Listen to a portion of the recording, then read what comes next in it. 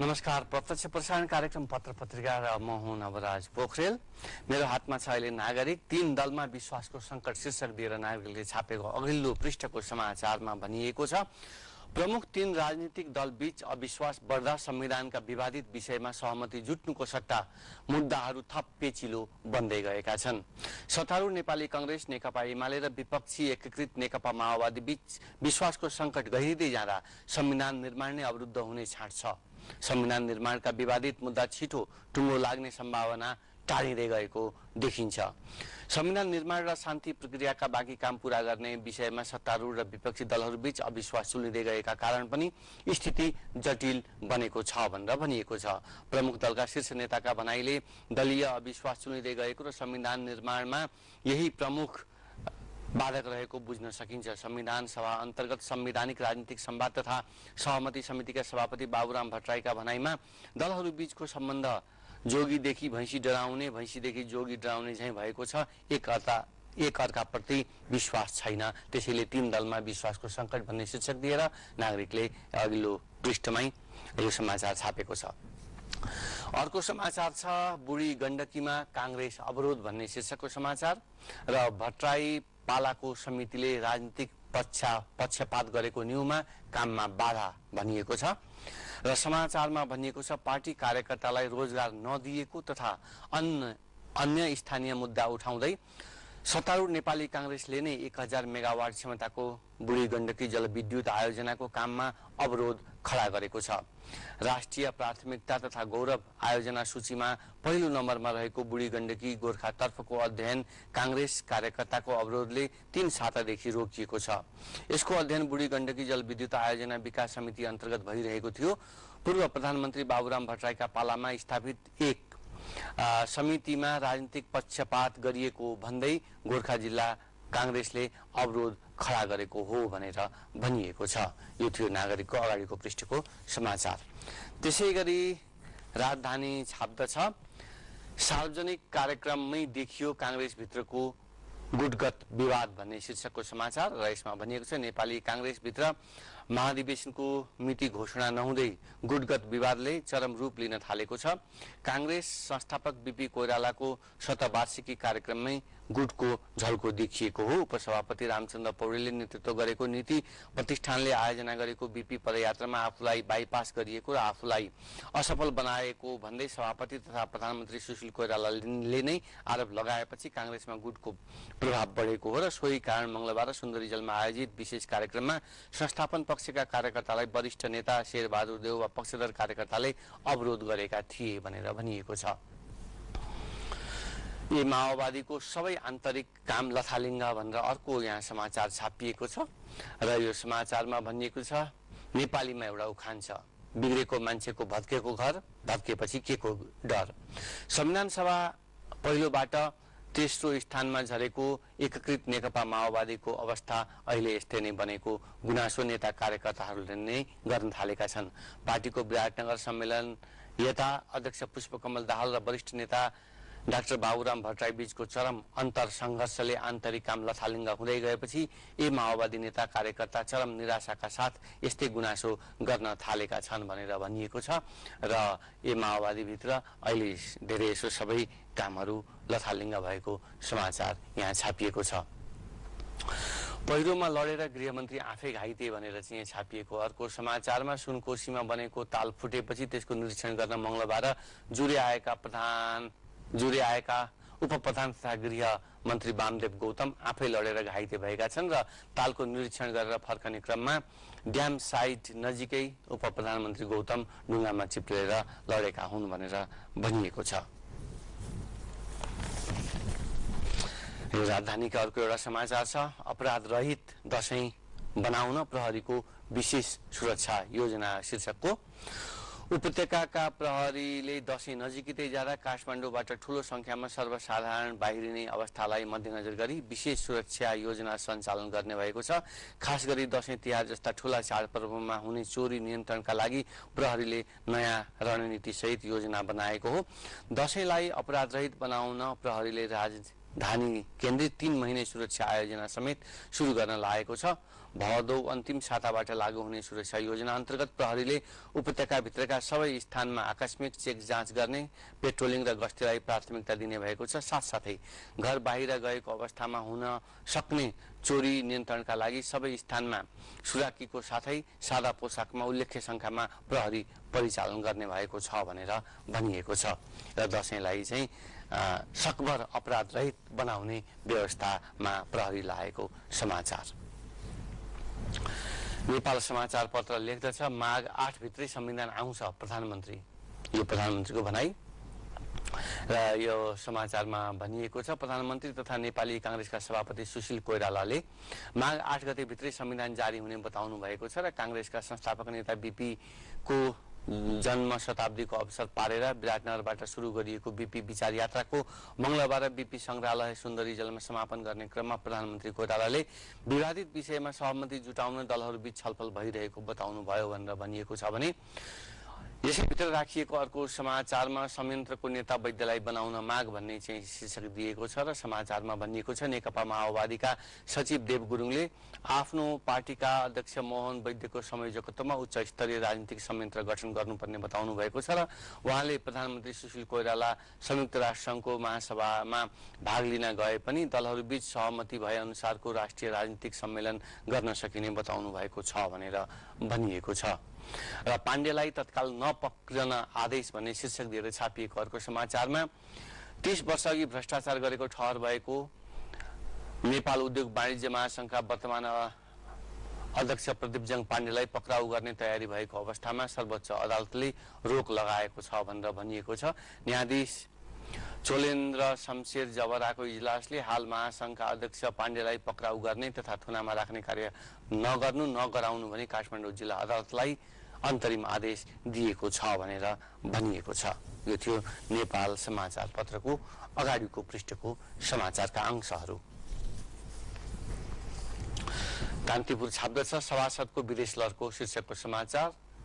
संविधान निर्माणको काम छोडेर प्रमुख दलका नेता तथा सभासदहरू धमाधम विदेश शहरमा लागेका छन्। विदेश नजान सभामुख सुभाष नेमाङले बारम्बार दिएको आदेशको समेत अवज्ञा गर्दै उनीहरू शहरमा लागेका हुन्। यतिखेर अर्थ समितिका सभापति प्रकाश ज्वाला सहित सांसदहरू मलेसिया र सिंगापुर भ्रमणमा छन् भने अन्य सभासदहरूको जम्बो टोली श्रीलङ्का र चीन जाने तयारीमा छ। सभामुख नेमाङले उनीहरूको विशेष शहर आफ्नै प्रतिबद्धता विपरीतको कदम भएको बताए। माघ 8 भित्र संविधान जारी गर्ने प्रतिबद्धता सहितको कार्यतालिका उहाँहरूले नै बनाउनु भएको हो। उनले भने जनताबाट चुनिएर आएका जिम्मेवार नेता नैतिक प्रश्नमा आफैले हेक्का राख्नुपर्ने हो भनेर सभासदको विदेश लहरको शीर्षक दिएर यो समाचार छापिएको छ भने अर्को चाहिँ दुई माओवादीसँग कांग्रेस एमाले सशंकित भनेर पनि यहाँ समाचार छापिएको छ। कांग्रेस र एमाले दुई माओवादी मिलेर माघ 8 मा संविधान जारी गर्न नदिने षड्यन्त्र गरेको शंका गर्दै त्यस विरुद्ध साझा रणनीति तयार गरेर अघि बढ्ने निष्कर्ष निकालेका छन्। दुई दलको मंगलबार बालुवाटारमा बसेको बैठकले माघ 8 मा संविधान जारी गर्ने कार्यतालिकालाई असर पार्ने गरी कुनै पनि सम्झौता नगर्ने निर्णय समेत लिएको छ भनेर भनिएको छ भने माग ठूलो छैन भनेर चाहिँ यहाँ चाहिँ दाहाल शीर्षक दिएर छापिएको समाचारमा प्रधानमन्त्री सुशील कोइराला र प्रमुख विपक्षी दलका नेता पुष्पकमल दाहाल बीच अवरुद्ध संसद खुलाउने विषयमा छलफल भएको छ। त्यस क्रममा कोइरालाले दाहाललाई आफू अप्ठ्यारोमा परेकोले सहयोग गर्न आग्रह गरेको स्रोतले बताएर उनले विगतका सहमति कार्यान्वयन गरी संसद चालू गर्न आफू तयार भए पनि सत्तारूढ दलभित्र कुरा नमिलेको बताए भनेर भनिएको छ। यो थियो कान्तिपुरको समाचारहरू। हामीसँग अरू पनि समाचारहरू बाँकी नै छन्, त्योभन्दा पहिले लिँदैछौँ एउटा छोटो विश्राम।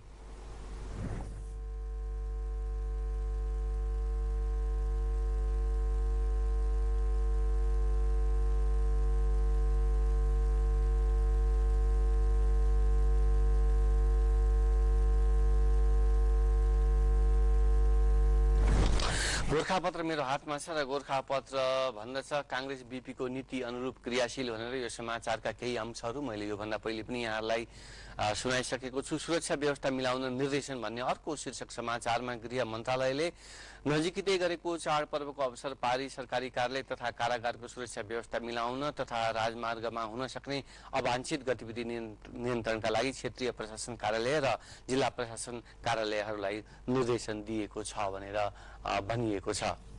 त्यसैगरी प्रेस युनियनको अध्यक्षमा सिग्देल भनेर छापिएको अर्को समाचारमा गोरखापत्र लेख्दछ नेपाल प्रेस युनियनको अध्यक्षमा बद्री सिग्देल निर्वाचित हुनुभएको छ। युनियनको पोखरामा सोमबार सम्पन्न 8औं महाधिवेशनमा 642 मत ल्याई सिग्देल विजयी हुनुभएको हो भनेर भनिएको छ। यो थियो गोरखापत्रको अगाडिको पृष्ठको समाचारहरू। नयाँ पत्रिका लेख्दछ दुवै माओवादीमा भद्रगोल भनेर। यो समाचारको केही अंश मैले यहाँहरूलाई यसअघि पनि सुनाइसकेको छु। राष्ट्रिय राजनीतिक सम्मेलन मिति र एजेन्डामा सहमति भएन भनेर भनिएको छ। भदौ मसान्तभित्र नगर्ने हो भने संविधान निर्माणको कार्यतालिकालाई प्रभाव पार्ने गरी सम्मेलन गर्न सकिँदैन। संविधानका बारेमा मात्र छलफल गर्न सकिन्छ र अरू विषय एजेन्डा बनाउन सकिँदैन भनेर भनिएको छ। एउटा व्यापारिक विश्राम हामीले बजाउने यसअघि प्रयास गरेका थियौँ। यो प्रयास अब हामी यहाँहरूलाई राख्दैछौँ। अब एउटा छोटो व्यापारिक विश्राम।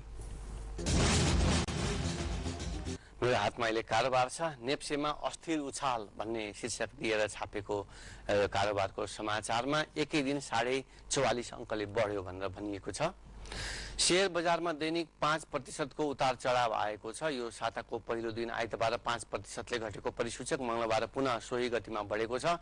उच्च अङ्कको उतार चढावले शेयर बजार अझै पनि परिपक्व नभएको पुष्टि गर्दछ। करिब 7 वर्ष अघिको समस्या आजसम्म पनि कायम रहेको बजार परिपक्वताको दिशातर्फ उन्मुख नभएको विज्ञहरू बताउँछन् भनेर भनिएको छ। नेपाल स्टक एक्सचेन्ज परिसूचक अघिल्लो दिन बन्द भएको बिन्दुबाट एकै दिनमा उच्चतम 5% ले बढ्ने वा घट्ने सीमा हुन्छ, तर पछिल्ला दिनमा 5% सम्मले घट्ने वा बढ्ने क्रमले शेयर लगानीकर्ताको मनोबल अझै अस्थिर बनाएको छ भनेर भनिएको छ। एकै दिन 44.5 अङ्कले बढ्यो भनेर नेप्सेमा अस्थिर उछाल भन्ने शीर्षक दिएर यहाँ चाहिँ विश्लेषण गरेर यो समाचार छापिएको छ। त्यसैगरी चामल निर्यातमा रोक भनेर छापिएको अर्को समाचारमा नेपाली लाइने अपुग भएपछि सरकारले तत्काल चामल निर्यात अनुमति नदिने भएको छ। चालु आर्थिक वर्ष सुरु भएसँगै चामल निर्यातका लागि व्यवसायीले दैनिक जसो वाणिज्य तथा आपूर्ति विभागमा दबाब दिइरहेका छन्। निर्यात अनुमति माग्दै दैनिक व्यवसायीका निवेदन परेको विभागले जनाएको छ। गत वर्षको मौसम अनुकूल भएर धान उत्पादन बढेकाले चामल निर्यातका लागि व्यवसायीको दबाव आउन थालेको हो। गत आर्थिक वर्षमा 28,08,160 मेट्रिक टन चामल उत्पादन भएको छ। नेपालको जनसङ्ख्यालाई आधार मान्दा 33,95,990 मेट्रिक टन चामल आवश्यक पर्छ। 5,87,830 रुपैयाँ मेट्रिक टन चामल 30 रुपैयाँ बराबरको होला। यहाँ 30 रुपैयाँ बराबरको मेट्रिक टन चामल अपुग भएको कृषि मन्त्रालयको तथ्याङ्क छ र गहुँ र मकै बचत भएकोले खाद्यान्नमा भने 7,89,000 मेट्रिक टन बचत छ भनेर भनिएको छ र चामल निर्यातमा रोक लगाइएको समाचार यो कारोबारले छापेको हो। त्यसैगरी विद्यार्थीसँगै 5 वर्षमा पाउने 2 खर्ब बाहिरियो भन्ने शीर्षक दिएर छापिएको अर्को समाचारमा स्वदेशमा उच्च शिक्षाका लागि विश्वसनीय र गुणस्तरीय संस्था नहुँदा विगत 5 वर्ष यता मुलुकबाट 1,08,000 विद्यार्थीसँगै 1 खर्ब रुपियाँ भन्दा बढी बाहिरिएको छ। शिक्षा मन्त्रालयको स्वीकृतिमा विदेशी विद्यार्थीको तथ्याङ्क हिसाब गर्दा मुलुकले उच्च शिक्षाका नाममा यो रकम गुमाएको हो भनेर भनिएको छ। मन्त्रालयले उपलब्ध गराएको तथ्याङ्क भारत बाहेक 71 मुलुकको हो भनेर भनिएको छ। मन्त्रालयबाट नो अब्जेक्सन लेटर लिएर जाने विद्यार्थीले बैंकिङ प्रणाली मार्फत विदेशका शैक्षिक संस्थालाई अग्रिम शुल्क भुक्तानी गर्नुपर्ने हुन्छ। विदेशी नै विद्यार्थीबाट सरकारले 1% शुल्क लिएर बैंक मार्फत डलर पठाइदिने गरेको छ। मन्त्रालयको स्वीकृति लिएर आर्थिक वर्ष 2071-71 मा भनिएको छ। सम्भवतः यो 2070-71 मा हुनुपर्छ। यहाँ चाहिँ 71-71 मा लेखिएको छ। यो समयमा मात्रै 28,126 विदेशिएका छन्। मन्त्रालयको छात्रवृत्ति महाशाखाका उपसचिव प्रकाश महर्जनका अनुसार यो संख्या अहिलेसम्मकै उच्च हो भनेर भनिएको छ र विद्यार्थीसँगै 5 वर्षमा पाउने 2 खर्ब बाहिरियो भन्ने शीर्षकमा कारोबारले समाचार छापेको थियो। आर्थिक अभियान लेख्दछ एकै दिन 21% रिकभर भनेर यो फेरि यो नेप्सेको रङ भनेर चाहिँ शीर्षक दिएर समाचार भनिएको छ। यसमा अघि मैले यहाँलाई जानकारी दिए जस्तै नेप्से परिसूचक हत्तै बढेको समाचार हो र यसमा सेबोन र नेप्सेले सचेत बनाए लगानीकर्तालाई भनेर शीर्षक दिएको छ। नेपाल धितोपत्र बोर्ड, सेबोन र नेपाल स्टक एक्सचेन्ज नेप्सेले मंगलबार बेग्ला बेग्लै प्रेस विज्ञप्ति गरेर लगानीकर्तालाई हल्लाका भरमा शेयर नबेच्ने भनेका छन् र सेबोनको विज्ञप्तिमा भनिएको छ धितोपत्र बिक्री गर्नेहरूको बढ्दो संख्यालाई मात्रै हेरी हतोत्साही भई बिक्री गर्ने निर्णय गर्दा जोखिम न्यूनीकरण हुनुको सट्टा अरू जोखिम बढ्न सक्ने तथ्य प्रति सजग रहेर संयमित भई धितोपत्रको कारोबार सम्बन्धी निर्णय गर्न बोर्ड सम्पूर्ण लगानीकर्तालाई आग्रह गर्दछ भनेर भनिएको छ र एकै दिन 21% को रिकभर भन्ने शीर्षकमा आर्थिक अभियानले यो समाचार छापेको हो। जीवन बीमा गर्नेको संख्या 32 लाख भनेर छापिएको अर्को समाचारमा गत आर्थिक वर्षको 2070-71 सम्ममा जीवन बीमा गर्नेहरूको संख्या 32 लाख 95 पुगेको छ र यो सो संख्या अघिल्लो आर्थिक वर्ष सम्ममा यस्तो बीमा गर्नेहरूको तुलनामा 5,38,000 अर्थात् झन्नै 20% ले बढेको हो भनेर भनिएको छ। आजदेखि अग्रिम टिकट बुकिङ खुल्ला गरिएको समाचार यहाँ छापिएको छ। आउँदो दशैं तिहारको अवसर पारेर उपत्यका बाहिर जाने र भित्रिने यात्रुहरूका लागि बुधबारदेखि अग्रिम टिकट बुकिङ खुल्ला गरिने भएको छ। प्रधानमन्त्री तथा मन्त्री परिषदको कार्यालयका सचिव शान्तराज सुवेदीको संयोजकत्वमा मंगलबार सिंहदरबारमा बसेको बैठकले सो निर्णय गरेको हो र बैठकले सीट क्षमताभन्दा बढी टिकट नकाट्ने र 6 घण्टाभन्दा लामो रुटमा चल्ने सवारी साधनमा अनिवार्य रूपमा 2 जना चालकको व्यवस्था गर्न समेत निर्देशन दिएको छ भनेर भनिएको छ। अरू साप्ताहिकहरू पनि हामीसँग बाँकी नै छन्, तर त्योभन्दा पहिले लिँदैछौँ यो छोटो विश्राम। यो आर्थिक राष्ट्रिय दैनिक भन्ने पत्रिका छाप्दछ अर्थ मन्त्रालयमा 383 जनाको सरुवा भनेर। अर्थ मन्त्रालयले आन्तरिक रूपमा चालकदेखि उपसचिवसम्मका 383 जना कर्मचारीको सरुवा गरेको छ। कतिपय काजमा रहेका कर्मचारीलाई सोही ठाउँमा सरुवाको औपचारिकता मात्र पूरा गरिएको छ र अर्थ मन्त्रालयका अनुसार उपसचिव 53 जना, शाखा अधिकृत 83 जना, नायब सुब्बा 49, खरिदार 10 जना, कार्यालय सहयोगी 115 जना, हलुका सवारी चालक 30 जना र कम्प्युटर अपरेटर 28 जना र टाइपिस्ट 15 जनालाई सरुवा गरिएको हो भनेर भनिएको छ। त्यसैगरी जनआस्था साप्ताहिक छाप्दछ मन्त्री क्वार्टर छेउ डरलाग्दो बेइमानी भनेर यो शीर्षकको समाचार। मिलिजुलीमा त यस्तो एकलौटीमा झन् कस्तो भन्ने अर्को शीर्षक समाचार। भित्रभित्रै कसले रचे यस्तो खेल भन्ने जस्ता शीर्षकहरू र कोही छ अझै हतियार चलाउने भन्ने शीर्षकहरू दिएर चाहिँ जनआस्था साप्ताहिकले आफ्नो समाचार छापेको छ। सिक्ने र टेक्ने सिभिलमा एकैसाथ पनि भनिएको छ यो पत्रिकामा। त्यसैगरी हाँक साप्ताहिक छाप्दछ अन्तिम भूमिका संविधान सभाकै हुनुपर्छ भनेर। त्यसैगरी कम्युनिस्ट संग्रहालयको स्थापना महत्त्वपूर्ण कार्य भनेर भनिएको छ भने संघीयता थाँती राख्न सकिने भन्ने शीर्षकहरू दिएर हाँक साप्ताहिकले समाचार छापेको छ। बुधबार साप्ताहिक छाप्दछ न्युयोर्क जानु अघि के गर्लान् सुशीलले भन्ने शीर्षक समाचार। वैद्यको कारबाही सूचीमा को भनेर अर्को शीर्षक समाचार छ भने सहमति भएन भने के हुन्छ भन्ने शीर्षक समाचार दिएर बुधबार साप्ताहिकले आफ्नो पत्रिकामा समाचारहरू छापेको छ र घटना र विचारले माघ 8 मा संविधान एउटा सपना मात्र चक्रव्यूहमा फस्टे दलहरू भन्ने शीर्षक समाचार दिएर छापेको छ। यसरी गरिँदैछ पार्टीकरणहरू भनेर चाहिँ नेपाल राष्ट्र बैंकसँग सम्बन्धित समाचार छ भनेदेखि अरू समाचारमा गणतन्त्र र माफियागिरी भन्ने शीर्षकहरू दिएर यो घटना र विचार साप्ताहिकले समाचारहरू छापेको छ। हामीलाई प्राप्त पत्र पत्रिकाका समाचारहरूका प्रमुख अंश मैले यहाँलाई सुनाएँ। आजको कार्यक्रम यही सकिएको छ। भोलि फेरि आजकै समयमा उपस्थित भएर पत्र पत्रिकामा छापिएका भोलिका ताजा समाचारबारे हामी यहाँलाई जानकारी गराउने नै छौँ। आजलाई नमस्कार।